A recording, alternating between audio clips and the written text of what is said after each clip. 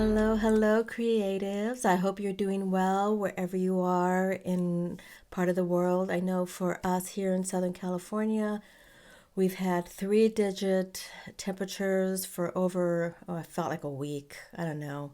It just feels like it's been a long time. But today we're finally in the 70s.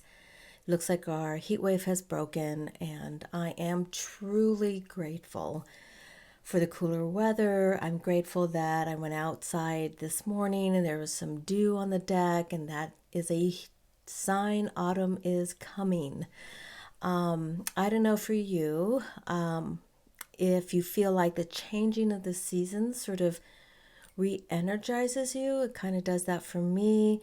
It also brings up some renewed inspiration and so I'm just grateful that we're going into hopefully autumn, and I'm just hoping that it doesn't get back up to the three digits again. So anyway, so let's get started. I Today in this episode, I want to talk about how the creative process helps us develop resilience. Um, I know for sure, in my experience with the creative process and as well as observing my students during the creative process, all the stuff that comes up while we're creating is the same stuff we actually face in life. So I believe that it can give us an opportunity to not only learn some life lessons from the creative process, but it gives us an opportunity to practice some resilience. So things like stuff like frustration, uncertainty, self doubt, insecurity, self judgment, all that stuff, all the yucky stuff is what I call it, that come up during the creative process is the same stuff we face in life. And what happens is that, and I believe this because this is sort of what has been a transformation for me, is that a lot of the common spiritual practices as well as therapeutic tools like mindfulness, being present, learning how to let go of control, all that stuff can be not only applied and practiced during the creative process, but it can be applied to challenges and situations that we face in our life. And this is why I believe that the creative process is so valuable. So, that's what I want to talk about today because I think it's important to really see that creativity, creating, creativity, the creative process isn't just about creating something beautiful or creating a beautiful piece of art, poetry, novel, a piece of ceramic, a piece of music. It's not only about expressing ourselves creatively, it is also about giving us the opportunity to practice some of those skills that are valuable in challenging times in our life. So I'm going to break this down for you guys because I think this is very important to kind of see the connection. So let's start out with expectations and attachments. So it's normal to have expectations, right? Because I believe that part of our mind, our brain, the ego, wants to know that 1 + 1 = 2. If we do this, then step 1, step 2, step 3 will get this result, right? Or if I map out how my game plan is, then I have a better chance of getting or achieving that result. And that's necessary for some things. That's perfectly normal. But sometimes it can get in the way of our creative process when we become too attached, too rigid around our expectations, around our original plan or what we envisioned. And I know for sure that creative process doesn't always want to necessarily stay with the plan. Maybe in some situations it does, but sometimes it it goes off course. It goes in a completely different direction that we didn't expect. And we have to be flexible enough to kind of follow, where does creative spirit want to take us? Where does the creative process want to take us?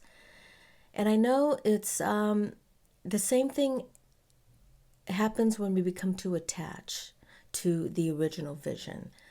This definitely applies to situations in our life.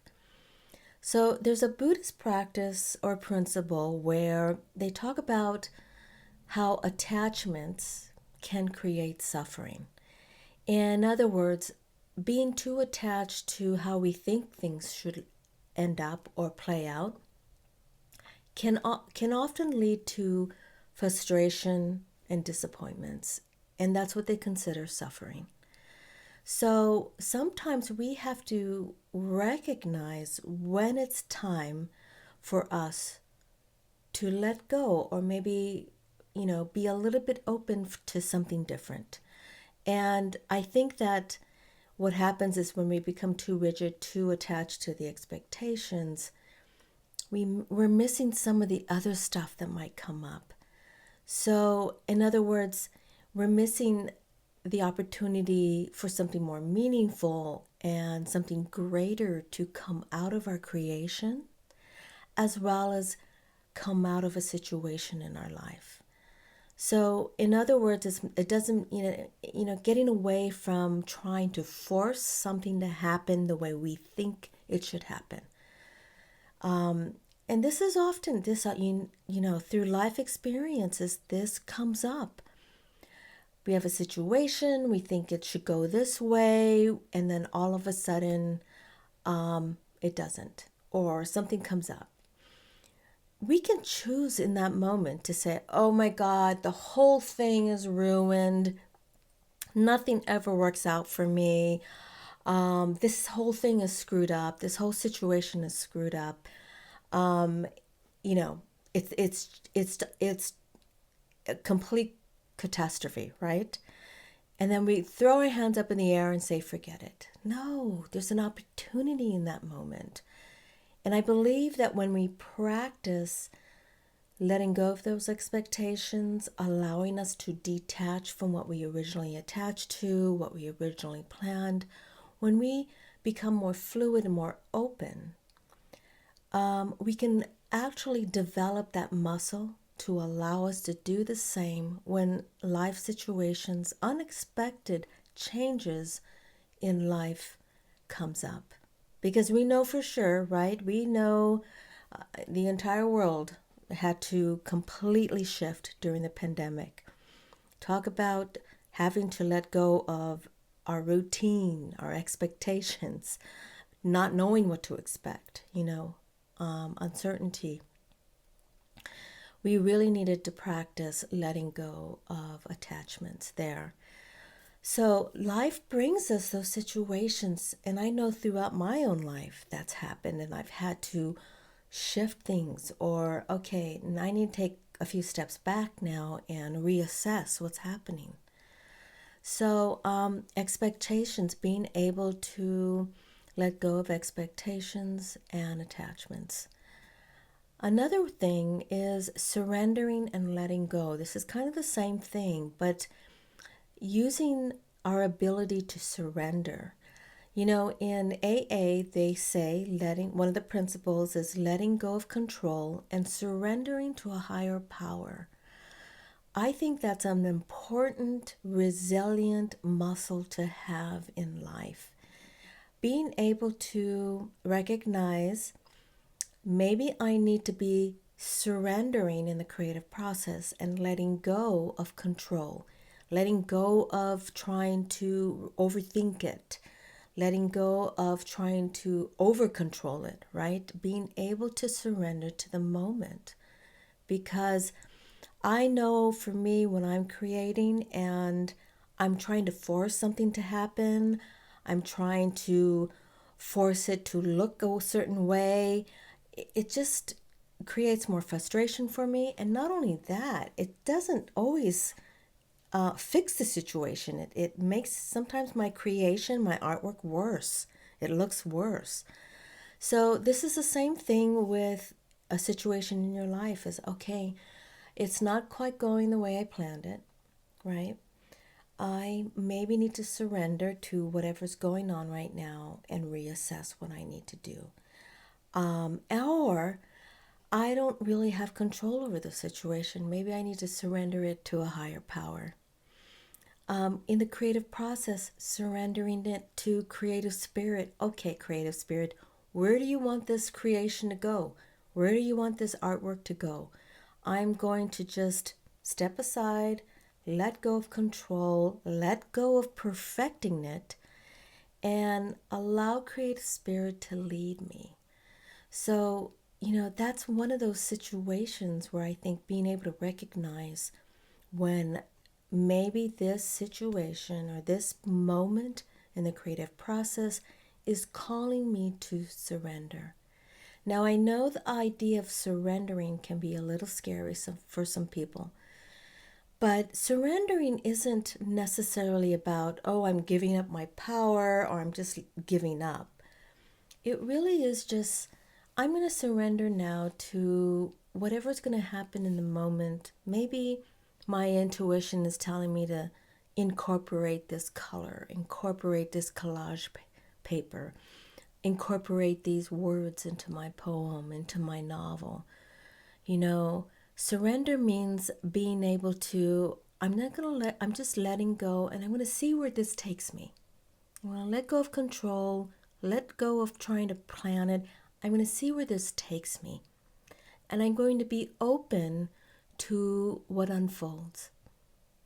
And it may not be what you like, or it may not be the solution or the ultimate solution or the ultimate outcome, but I'm going to be open to seeing where it might take me. And maybe it might be connecting the dots. This led to this idea, and then this led to this idea, and now I'm having a little bit more clarity on where it wants to go. The same goes for life. Because sometimes what happens is when we are attached to expectations, attached to controlling the situation, it almost suffocates the air, the creative air, to help us to creatively look at the situation, assess it, and try to figure out what are the options here. What are the creative options in terms of making a decision, in terms of what's the next step that I need to take to resolve this situation, right? I hope you're kind of getting the idea. Okay, the next thing, self-compassion. I can't tell you how important this is to practice during the creative process. Self-compassion really is, I don't know, maybe they're teaching this in school nowadays, but I know from where I've come from, this wasn't a thing. Self-compassion was often not even heard of. But self-compassion really is trying to give yourself permission to not be hard on yourself, not be so critical, not be so self-judgmental. Self-compassion is giving yourself permission to be imperfect, to not know what the answer is, to not know what the direction is. When you practice self-compassion during the creative process, like allowing yourself to say, okay, that's ugly, I didn't like what I did, but that's okay. It's in the process. And creative process is often an evolution. You don't know where it's going to go. It might end up someplace else. And sometimes in the middle, it's messy, it's yucky, it's ugly, you don't like it. But you still have some self-compassion in that moment of saying, but it's okay. I may not know where it's going right now, but I'm going to trust the process and not beat myself up for it. That's the most important. Because there's situations in life, right, where we beat ourselves up. Oh, I made the wrong decision. I shouldn't have done that. I shouldn't have said that. Or I failed. There, and sometimes we don't even know we're saying this to ourselves, but it's so important for us to recognize when we're beating ourselves up and we're being hard on ourselves. We need to practice some self compassion and give ourselves permission to, okay, I didn't do it the way I would have wanted to do it, and maybe I would have done it differently, but that's okay because I'm learning. And, self compassion is about being able to provide that nurturing parenting for ourselves. And I believe that what happens is in the creative process when we practice that, you know, we actually are able to do that in our life, in other situations as well as relationships. So think about self compassion and how you can practice that in the creative process.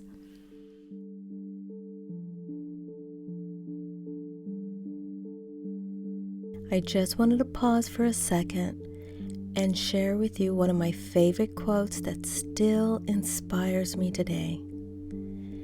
It's not just about creativity, it's about the person you're becoming while you're creating. Charlie Peacock.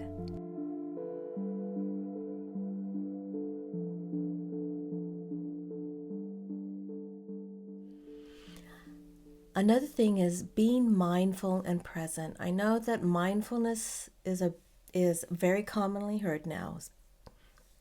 Being present is very common, but it's such a valuable tool. Being present, and I'm going to talk a little bit more in detail about this because when we are, number one, you don't have to be this expert meditator, right, to experience mindfulness and presence. For some of you, meditation may not be it. But I know when I'm doing something creative, I am being present. The creative process allows me to sort of block out the noise of the world, be in the moment with whatever I'm creating, at the simplest thing like doodling, watercolor, something that's very simple. Even being present with going through my art materials can be a form of mindfulness and presence. But I know that when I'm creating, it helps me return back to who I am. It helps me reconnect to my true self, my true essence. Oh, I'm remembering, okay, this is what I'm about. This is what I love. This is what feeds me back. It brings you back to who you are and to center. And also in that moment, you're reconnecting with your inner wisdom. I know for me, sometimes I start getting insights into situations. Like, for example, if I'm dealing with a challenging situation in life, and I pause to do either some art journaling, doodling, collaging, whatever it is, it kind of brings my brain back into a present place and it quiets my mind. And now I can listen to my own inner wisdom, my intuition. Okay, now I have a little bit more clarity over that situation, right? Because I took a break from it and I'm being present in the creative process. And now I can tap into my intuition and more insight. That's why when I say creativity returns you back to yourself, your true essence. I know tapping into your intuition is very important. And this is something that you can practice in the creative process. Sometimes I'd walk around class and my students would say, I'm thinking of doing this or painting this color or putting that here, but I'm not entirely sure if it's going to work. And I see that as an opportunity to tap into their intuition because their intuition is saying, use that color, use that piece of art, collage paper.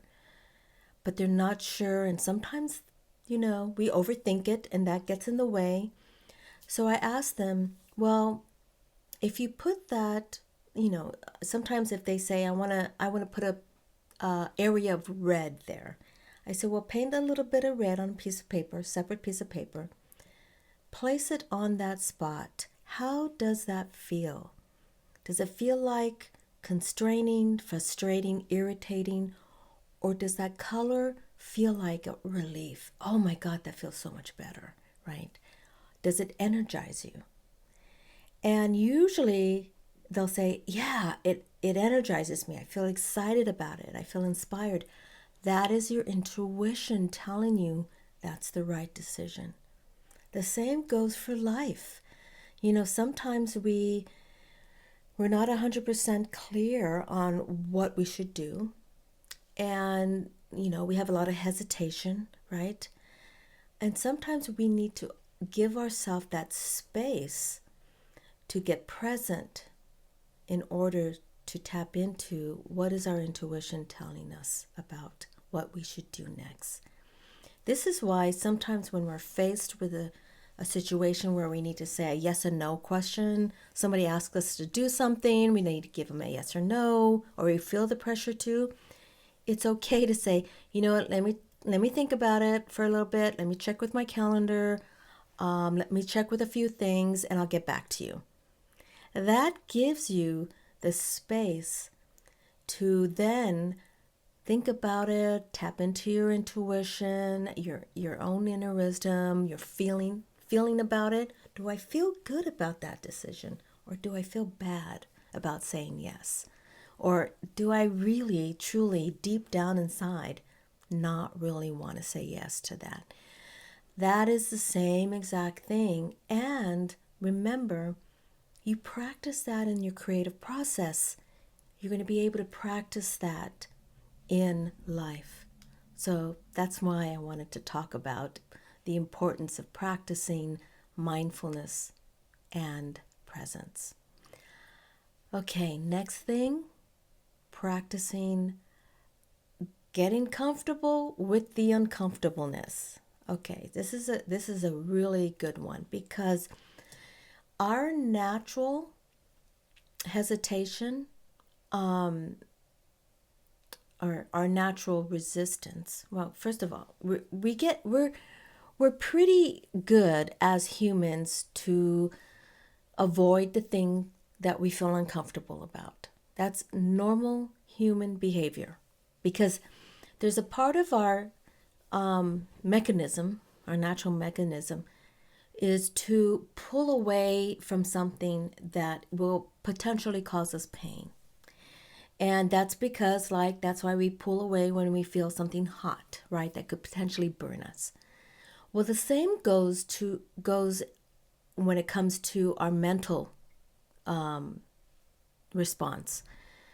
If there's something uncomfortable, like maybe I'm going to be embarrassed, maybe I'm going to be hurt in a situation, like for example, my feelings will be hurt, we tend to pull away. Same thing with uncomfortableness.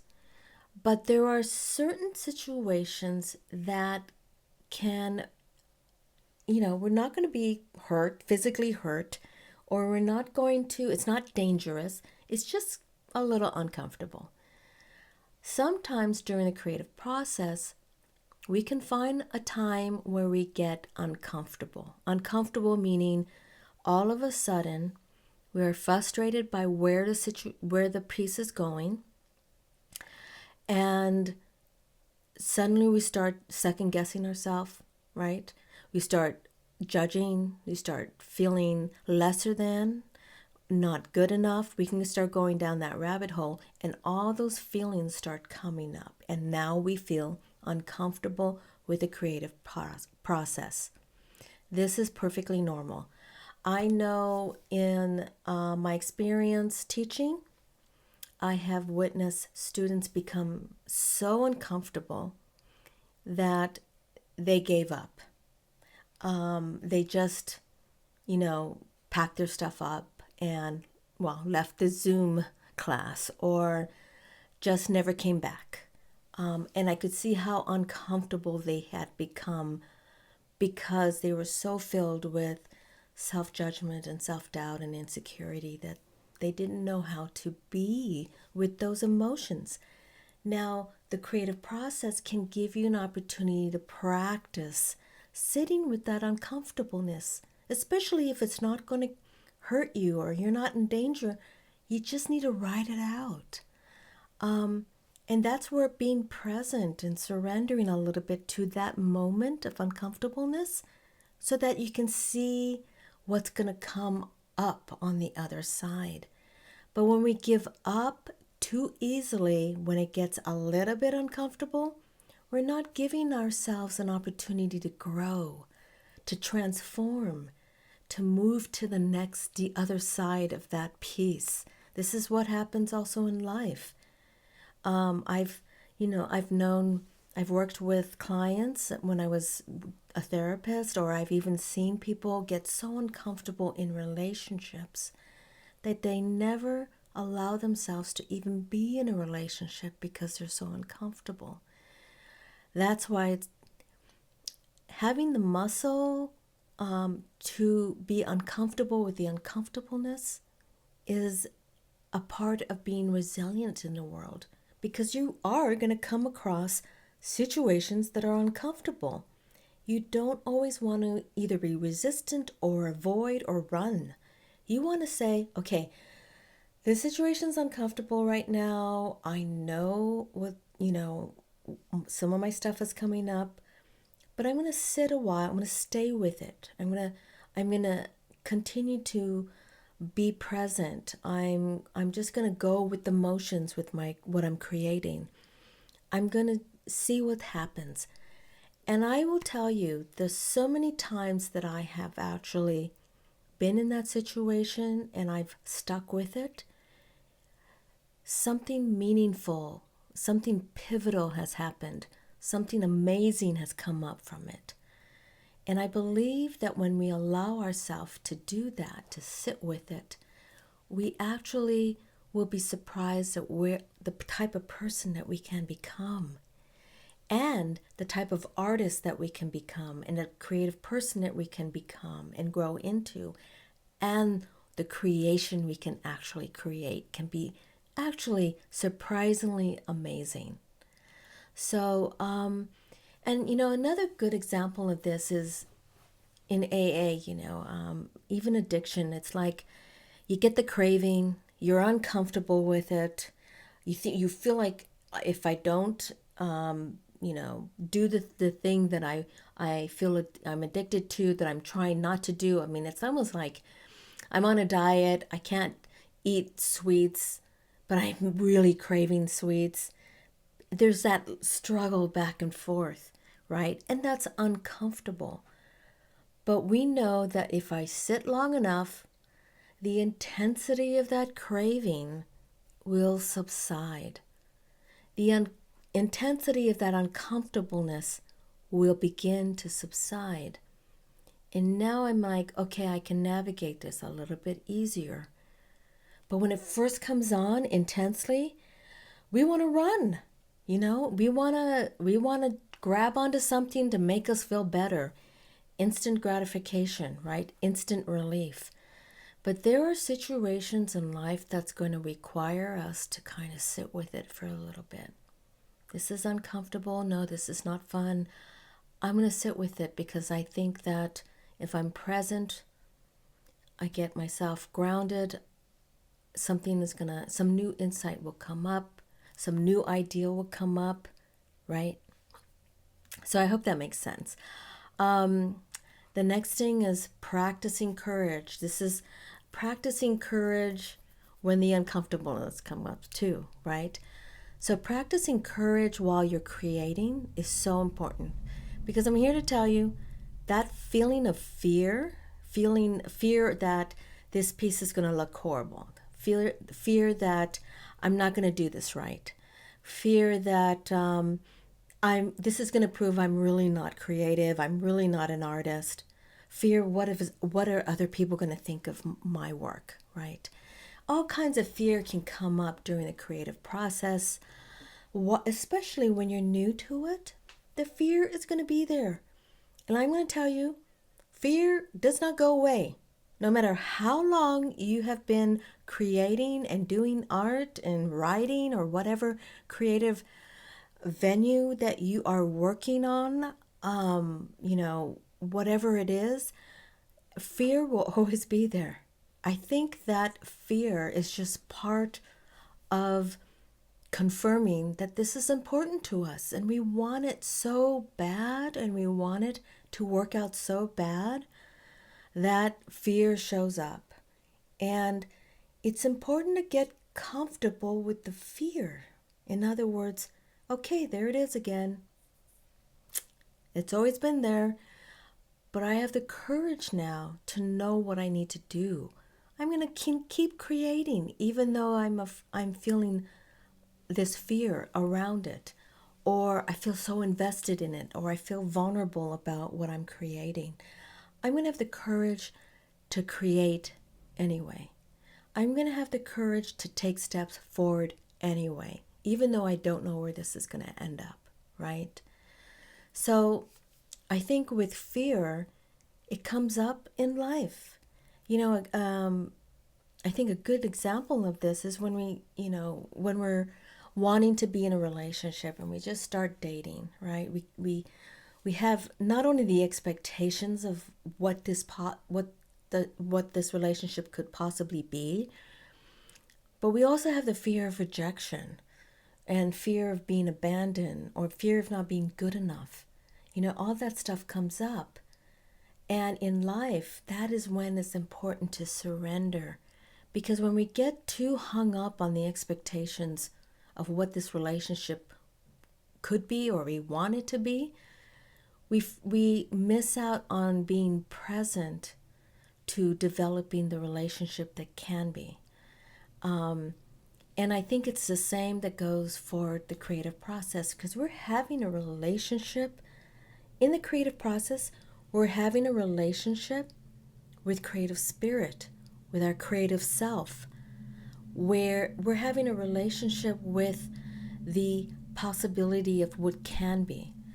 So it's important for us to recognize that we have to be present in that moment, have the courage, and not be stopped by fear, not be stopped by the uncomfortableness, to just continue in order to see what meaningful creation can happen, right?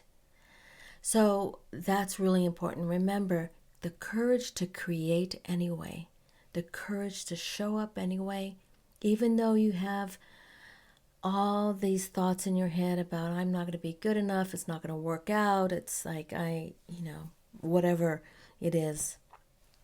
It could be a whole list of things. And I'm here to tell you, I have been there and I still am there. I have just learned that some of the things that I'm talking to you about today really helped me to stay present in the process so that I can see what comes up on the other side. And I tell people, there's a light at the end of the tunnel.